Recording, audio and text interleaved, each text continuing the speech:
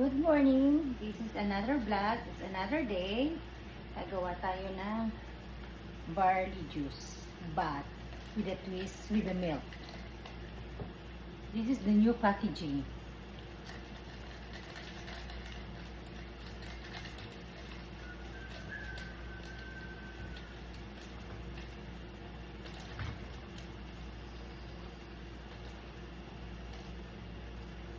Then we add this milk.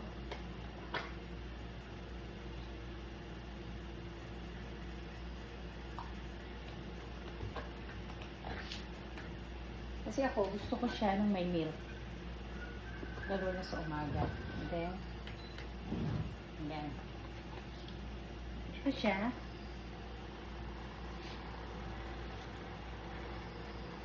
Tingnan natin. We take a look. Ito yung nagpo-foam siya. Nakikita nyo siya na nagpo-foam. Look. Diba? So, hindi naman lahat ng tao may foamer, pero mas masarap siya. Daig mo pa ang matcha. Daig mo pa ang matcha sa paggamit nito JC barley juice with milk. Any kind of milk you can use it. And then, mas masarap siya ng, yung iba kasi gusto siya ng barley juice na malamig. Pero nung natuklasan ko siya with milk or soya milk, it's very good. Hintayin natin siyang mag-stop yung foamer natin. Any ordinary foamer po, pwede po kayong bumili.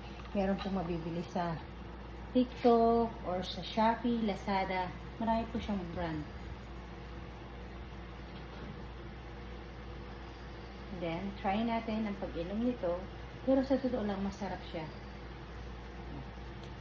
Wow, nagpo-foam siya. So, diba, diniig nyo pa ang bumili ng matcha.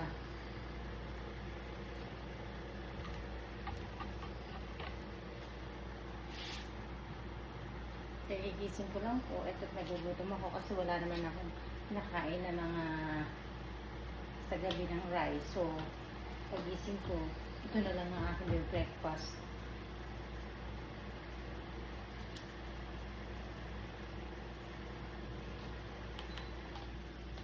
Ikatay ko na kasi sobra na siyang ma-foam. Pwede pa.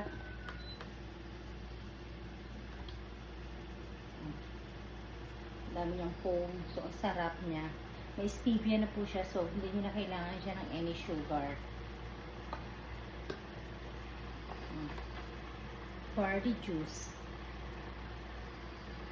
You don't need a matcha drink. So, use this is the healthy. Patayin ko siya kasi sobrang foamer siya. So, ito-transfer natin siya sa ating cappuccino glass. See? Kung gaano kasarap ang ating barley juice with milk. Tara! It's so delicious. Hindi po siya fake. Napakasarap po.